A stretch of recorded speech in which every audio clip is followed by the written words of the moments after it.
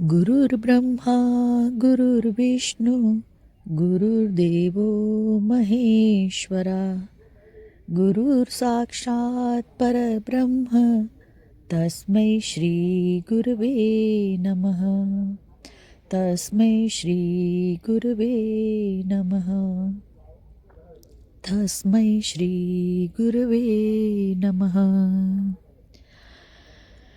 हिमालय का समर्पण योग भाग 1 पार्ट 21।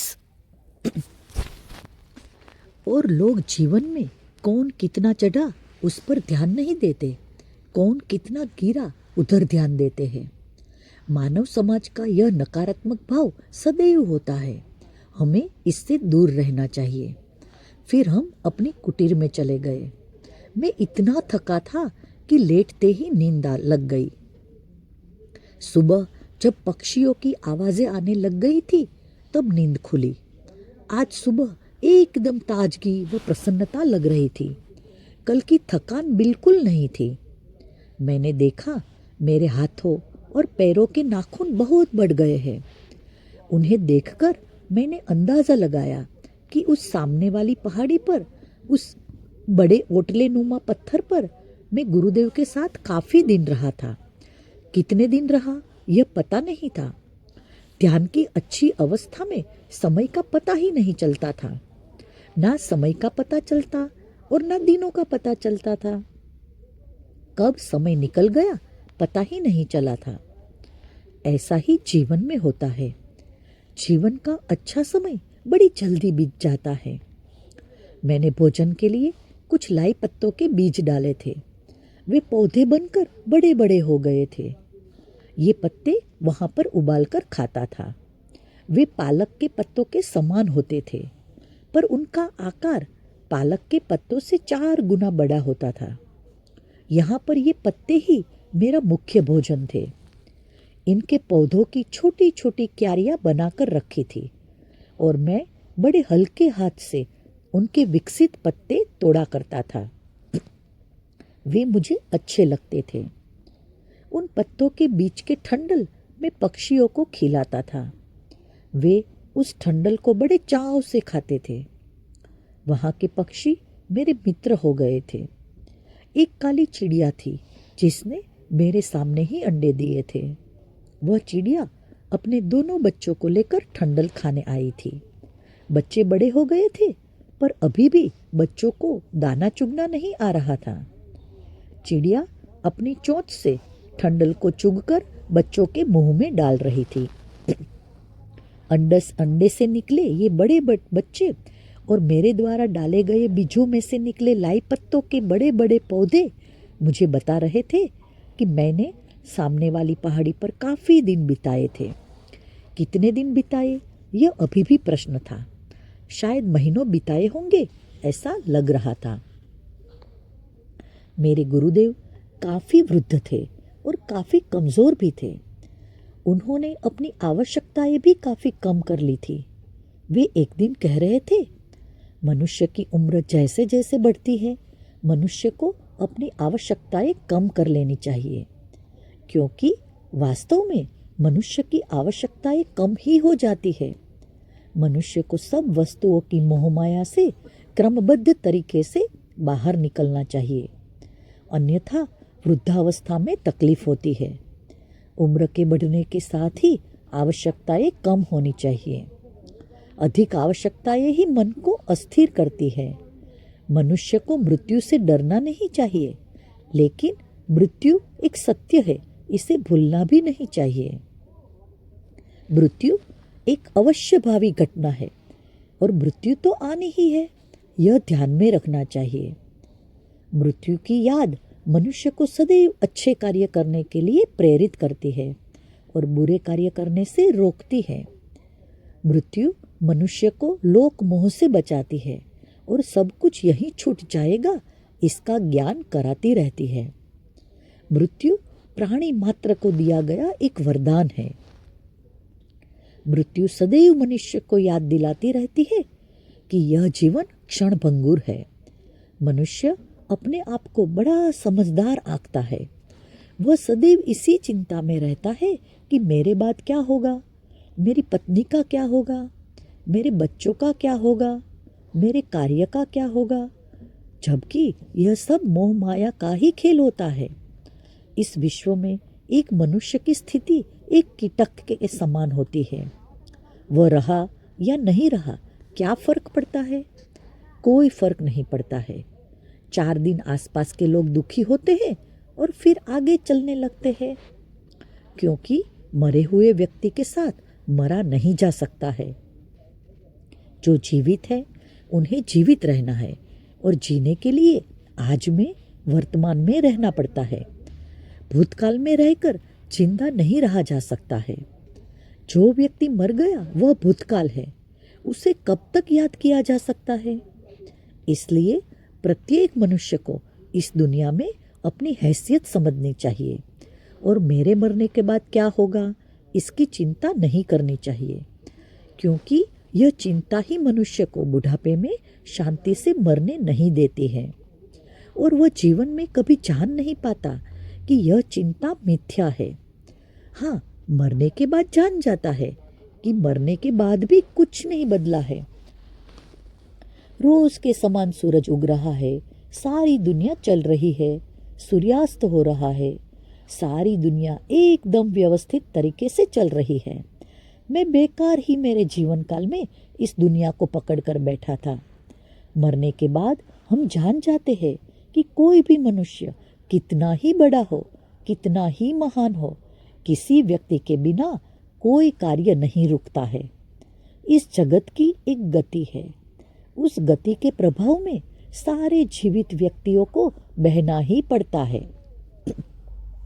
प्रायः यह कहा भी जाता है, मृत्यु के समय मनुष्य झूठ नहीं बोलता है, और यह सही भी है, बशर्ते कि मरने वाले व्यक्ति को यह एहसास कराया जाए कि अब तुम मरने ही वाले हो और तुम्हें अब सच सच बोलना है। सच बोलना मनुष्य का प्राकृतिक स्वभाव है और मर रहे हैं यह एहसास मनुष्य को स्वयं को नहीं होता है, आखिरी समय तक भी नहीं होता। यह एहसास किसी अन्य व्यक्ति को उसे कराना होता है, क्योंकि मैं मर सकता हूँ यह सोच उसकी सोच के बाहर ही होती है, क्योंकि कोई मनुष्य नहीं सोच सकता है कि वह मर सकता है। मनुष्य मृत्यु से डरता है पर मृत्यु को मानता नहीं है। मृत्यु जीवन का सत्य है और यह एक प्राकृतिक घटना है। किसकी मृत्यु कब होने वाली है ये कोई नहीं जानता है। यह विषय ऐसा है कि मनुष्य को इसे परमात्मा पर छोड़ देना चाहिए। जब मरना है तब मरेंगे। मृत्यु इतनी डरावनी व कष्टदायक नहीं होती जितना मृत्यु का डर कष्टदायक होता है। मृत्यु तो कब होती है उसका मनुष्य को भी पता नहीं चलता है।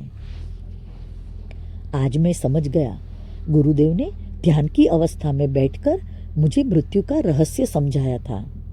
मैंने कई बार अनुभव किया था कि वे ध्यान में बैठे रहते थे और उनके आभा मंडल में मुझे जीवन के अलग अलग रहस्यों का ज्ञान होते रहता था। इसलिए वे पास में हो या ना हो, मैं जंगल में कभी भी अपने आप को अकेला महसूस नहीं करता था।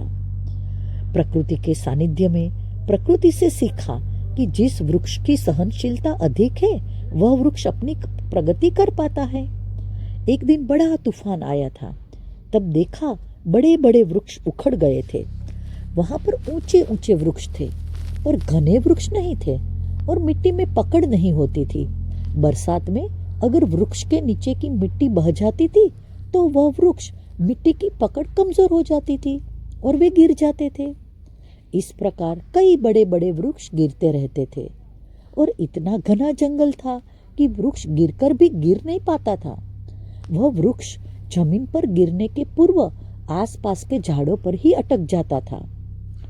तूफानों के समय वे ही वृक्ष बच पाते थे जो सहनशील होते थे, जिन्हें मुड़ना और झुकना आता था। जंगल में वृक्ष टूटते कम थे, उखड़ते ज्यादा थे, क्योंकि मिट्टी ही बह जाती थी। मुझे लगा मनुष्य को अपनी उम्र के साथ साथ अपनी सहनशीलता बढ़ानी चाहिए, क्योंकि सहनशीलता की कमी असंतोष का कारण है आज जगत में जो असंतोष बढ़ रहा है उसका एकमात्र कारण सहनशीलता की कमी ही है। आने वाले भविष्य में मनुष्य के सुखी जीवन का मुख्य आधार सहनशीलता ही होगी, क्योंकि इस सहनशीलता की कमी मनुष्य जगत में होने वाली है। आज के गति के जगत में सहनशीलता की कमी हो रही है। प्रकृति के सानिध्य में रहने वाले लोगों में बड़ी सहनशीलता व धैर्य पाया था। मुझे लगता है कि प्रकृति का यह अनुपम उपहार ही है जो प्रकृति के सानिध्य में मनुष्य को प्राप्त हो जाता है। सहनशीलता आत्मा की शक्ति है। आत्मा जितनी सशक्त होगी उतनी ही सहनशीलता अधिक होगी।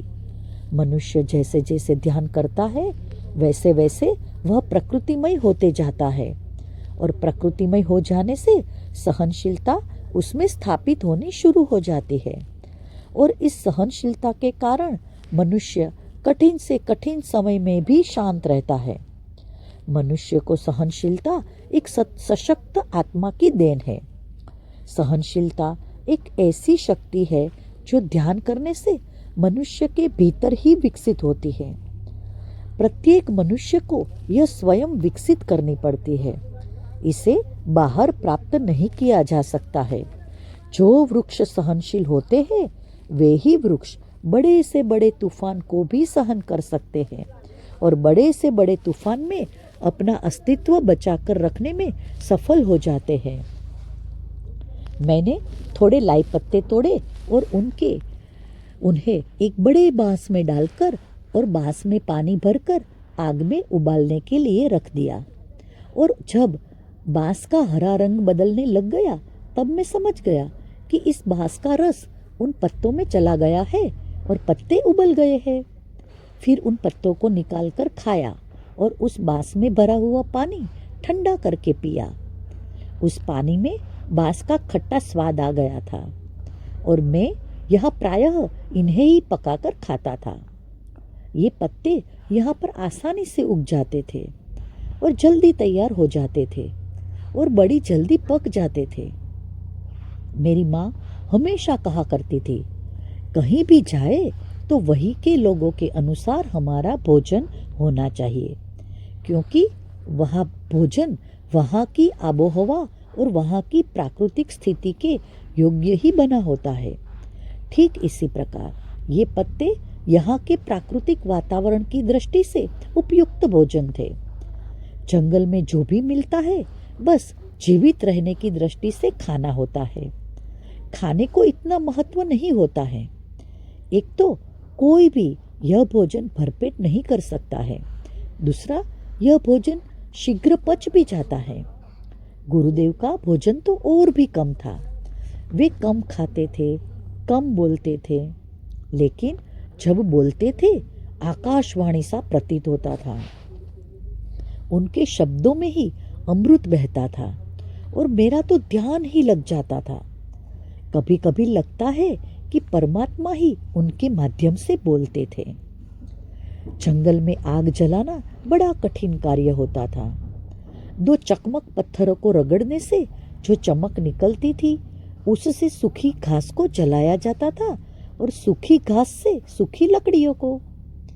लेकिन मुझे इसका अभ्यास न होने के कारण मुझे आग जलाने में घंटों लगते थे और कभी कभी 2 सूखे बांसों को रगड़कर भी आग निर्मित की जाती थी।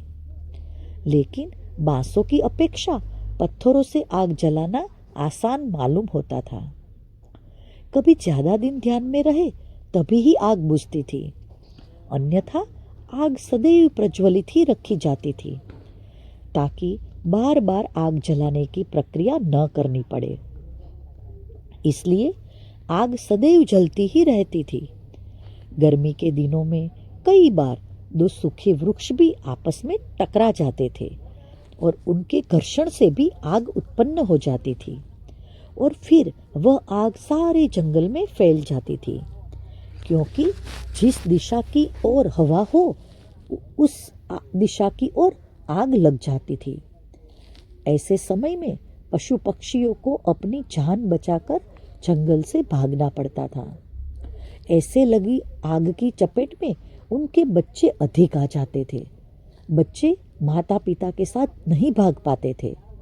प्रकृति में रहते रहते पशु पक्षी भी सब ज्ञान व अनुभव प्रकृति से ही सीखते रहते थे। प्रकृति के वातावरण में एक सुंदर शांत संगीत सदैव बजते रहता है और उस शांत वातावरण में एक पत्ता भी खड़खड़ा जाए तो उसकी गूंज बहुत दूर तक सुनने में आती है। उस शांति का भी अपना एक संगीत होता है। इसी शांति का आनंद प्रकृति में रहने वाले लोग लेते रहते हैं। इसलिए प्रकृति के सानिध्य में रहने वाले लोग कम बोलते हैं और ज़्यादा सुनते हैं। सुनना जंगल में महत्वपूर्ण होता है। पशु पक्षी भी सुनते ही रहते हैं। सुनने की अधिक क्षमता के कारण ही आने वाले खतरों को वे सुनकर भांप लेते हैं। पशु पक्षियों के जीवन में सुनना जीवंत रहने के लिए एक आवश्यक क्रिया है, क्योंकि सुनने की क्रिया के कारण ही अपने ऊपर होने वाले हमले से अपने आप को बचाया जा सकता है और दूसरी ओर सुनने की क्रिया के कारण ही अपने भोजन हेतु अन्य पशु पक्षियों का शिकार ढूंढा जा सकता है और किया जा सकता है। यानी जंगल के जीवन में सुनना एक बड़ी जीवन रक्षक क्रिया है।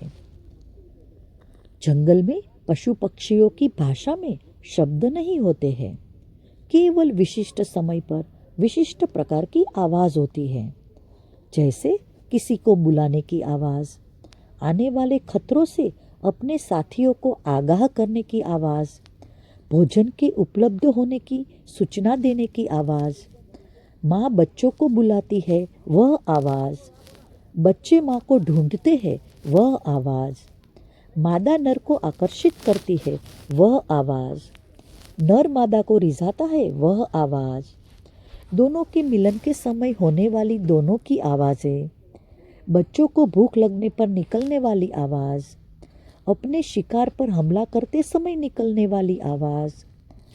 कई शिकारी जानवर तो एक विशिष्ट आवाज से अपने शिकार को भयभीत कर देते हैं और जब शिकार घबराकर बेहोश हो जाता है तो पकड़ लेते हैं। कई बार मृत्यु के आगोश में पकड़े जाने पर निकलने वाली आवाज, जंगल में केवल आवाज ही होती है, शब्द नहीं होते। और यही आदत जंगल में रहने वाली आदिवासी जातियों में पाई गई है। वे एक वाक्य को बोलने के लिए एक विशिष्ट आवाज निकालते हैं। किसी को बुलाना हो तो एक आवाज होती है। आदिवासी लोगों के गीत तक विशिष्ट आवाजों के समूह होते हैं। इसीलिए आदिवासी लोगों के पास शब्द नहीं होते, आवाजें होती हैं। कभी कभी लगता था जब एक आवाज से ही काम चल जाता है तो शब्दों को चुनने, वाक्य बनाने की क्या आवश्यकता है। कभी कभी लगता था कि शब्द मनुष्य की बुद्धि की उपज है। पशु पक्षियों में तो शब्द नहीं होते हैं, फिर भी उनका जीवन तो चलते ही रहता है। प्रकृति के प्रत्येक वातावरण में परमात्मा भी प्रकृति के माध्यम से बोलते रहते हैं, हमें संदेश देते रहते हैं, पर प्रकृति से जुड़े न होने के कारण वे संदेश हम नहीं समझ पाते। परमात्मा के संदेश में शब्द नहीं होते हैं, केवल आवाजें होती हैं। वे आवाजें वही सुन सकता है जिसे उन आवाज़ों को सुनने की आदत हो। उन आवाज़ों को सुनने का अभ्यास करना पड़ता है। परमात्मा तो मनुष्य के भीतर से भी बोलता है, बस परमात्मा को सुनने की हमें फुर्सत होनी चाहिए। मनुष्य अपने ही विचारों में व्यस्त रहता है। भूतकाल के विचारों के कचरे का भंडार उसमें पड़ा रहता है। बाकी बचे भविष्य के विचार, वह भविष्य के विचार करते रहता है। तो मनुष्य को समय कहाँ है परमात्मा की आवाज़ सुनने के लिए, और न उसे उसकी आवश्यकता मालूम होती है। परमात्मा हमारी माँ है। माँ भी अपने बच्चों के साथ बात करना चाहती है, पर बच्चों को माँ के लिए फुर्सत ही नहीं है। माँ की भाषा में शब्द नहीं होते हैं, क्योंकि माँ को वह भाषा बोलनी पड़ती है जो प्रत्येक मनुष्य सुन पाए और समझ पाए, क्योंकि सारे मनुष्य उस परमात्मा के बच्चे हैं। परमात्मा एक शक्ति है जिसने मनुष्य को जन्म दिया है। मनुष्य के माता पिता तो निमित्त है उस शरीर पर, केवल उसे शरीर प्रदान करने के लिए निमित्त है। वास्तव में मनुष्य की माँ और बाप तो परमात्मा ही है। वह परमात्मा भी अपने द्वारा पैदा किए गए बच्चों से संवाद करना चाहता है, बात करना चाहता है और संदेश देना चाहता है। वह संदेश सुनने के लिए आवश्यक है कि आपको वह सुनने की फुर्सत हो। आप भविष्य व भूतकाल के विचारों से मुक्त हो। आप सकारात्मक व नकारात्मक विचारों से मुक्त हो। इन सब विचारों से जब आप मुक्त होंगे तब ही आप परमात्मा की पुकार को समझ पाएंगे। मैंने यह भी अनुभव किया, मनुष्य योनि परमात्मा के पास है, लेकिन फिर भी उसका एहसास उसे अपने जीवन काल में कभी नहीं होता है। मनुष्य योनि पाकर आत्मा निश्चिंत हो जाती है कि हमने मोक्ष की मंजिल पा ली, और वह मनुष्य योनि में आकर सुस्ताने लगती है। और जब जागती है तो देखती है कि गए जन्म में मैं मंजिल के करीब पहुंच चुका था, पर अब तो मंजिल बहुत दूर चली गई है, क्योंकि जीवन भर विचार करता रहा और परमात्मा का संदेश नहीं सुना कि वह क्या कह रहा है। पशु पक्षियों में सबकी मैंने एक विशेषता देखी है कि वे कभी विचार नहीं करते हैं। सारे विचार करने का ठेका उन्होंने मनुष्य जाति को ही दे दिया है। पशु पक्षी कभी भी विचार नहीं करते हैं।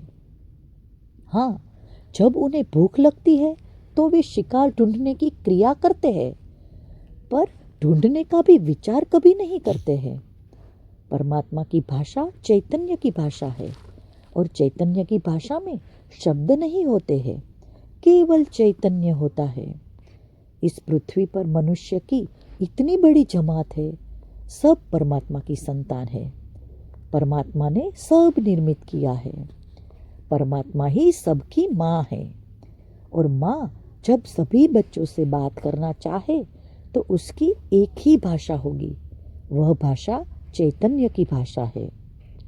वह सब मनुष्य को मालूम है, पता है, पर अधिक विचार करके मनुष्य वह भाषा भूल गया है, क्योंकि मनुष्य ने जिन माता पिता के माध्यम से इस धरती पर जन्म लिया, उन माता पिता को ही पकड़ लिया, उन माता पिता के धर्म को पकड़ लिया, माता पिता की भाषा को पकड़ लिया, और माता पिता के रहन सहन को पकड़ लिया। ये माता पिता भी अस्थाई है, तो उनकी भाषा भी अस्थाई होगी, उनका धर्म भी अस्थाई होगा, और उनका रहन सहन भी अस्थाई होगा। तो जो अस्थाई है उसे मनुष्य पकड़ रहा है, और जो स्थायी माता पिता है उन्हें भूल गया है, उनकी भाषा भूल रहा है। मनुष्य को सजीव ज्ञान नहीं है, और इस सजीव ज्ञान की अज्ञानता के कारण ही यह सब हो रहा है।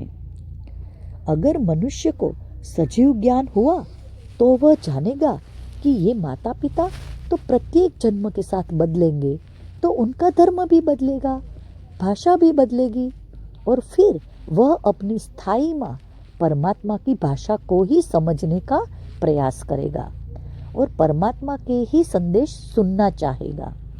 ऐसा मैं अनुभव कर रहा था कि गुरुदेव कहने लगे, जा मनुष्य के समाज में जा और उन्हें अपने स्थायी माता पिता की याद दिला, और उन्हें विचारों से मुक्ति देकर परमात्मा क्या कह रहा है, परमात्मा का क्या संदेश है, वह सुनने के लिए कहे।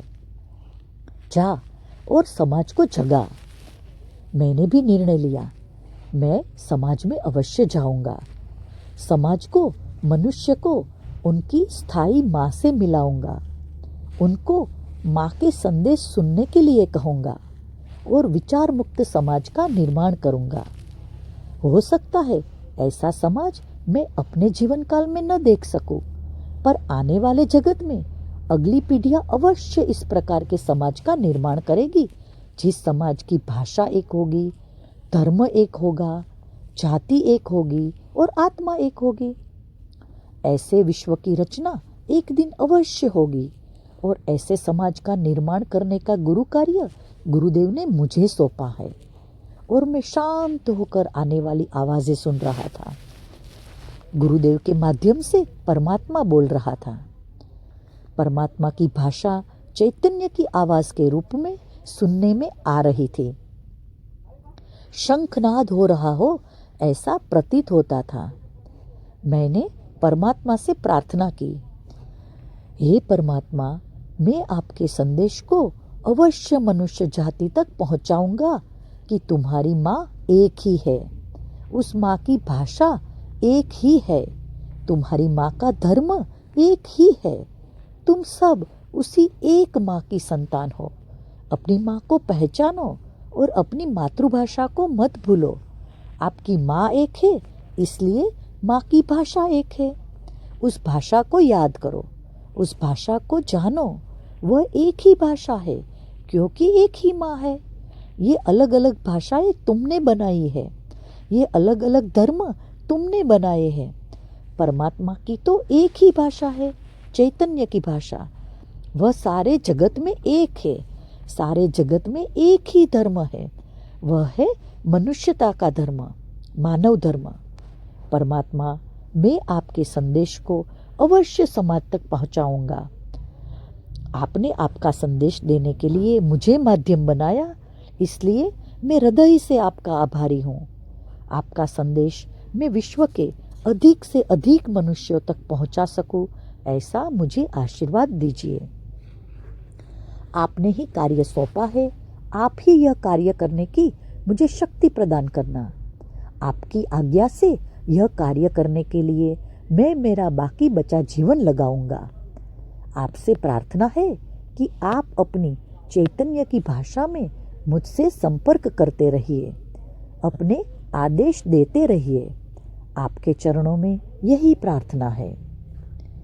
उसी दिन यह जान लिया कि परमात्मा एक है, परमात्मा सबकी माँ है, परमात्मा की भाषा चैतन्य की भाषा है, परमात्मा का धर्म मनुष्य धर्म है। परमात्मा सभी मनुष्यों से बात करना चाहता है।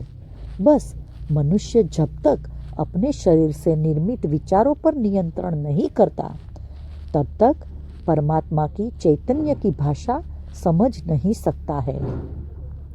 इसलिए निर्विचारिता आवश्यक है और निर्विचारिता के लिए ध्यान आवश्यक है। ध्यान मनुष्य को जगाएगा और इस संदेश के सुनने के योग्य बनाएगा। परमात्मा का संदेश प्रत्येक मनुष्य को समान मिलता है। कुछ मनुष्य उन संदेशों को सुन पाते हैं, कुछ नहीं सुन पाते हैं। यह ठीक वैसा ही है जैसे कुछ बच्चे अपने माता पिता की बातें सुनते हैं, कुछ नहीं सुनते हैं। कई मनुष्य जीवन भर अपने ही विचारों के जंजाल में फंसे रहते हैं। उन्हें उन विचारों से फुर्सत नहीं मिलती कि वे परमात्मा के संदेश सुन सके। परमात्मा के संदेशों को अनुभव करना होता है, क्योंकि वे मनुष्य के भीतर की आत्मा के लिए आए हुए रहते हैं। जो मनुष्य जन्मों जन्मों से ये संदेश सुनते रहते हैं, वे अपने जीवन में इन विचारों के जंजाल से मुक्त रहते हैं। इन लोगों को ये संदेश सुनने की आदत सी हो जाती है, क्योंकि ये अनेक जन्मों में इनसे संपर्क बनाए रहते हैं। इन संदेशों पर ही इनकी गतिविधि चलती रहती है। इन संदेशों के अनुसार ही ये इस धरती पर जन्म लेते हैं। इन संदेशों के अनुसार ही जीवन यापन करते हैं और इन संदेशों के अनुसार ही देह त्याग भी करते हैं। ये अपने अनेक जन्मों में एकांत में ही रहते हैं। ये इनके अंतिम जीवन में पहचाने जाते हैं।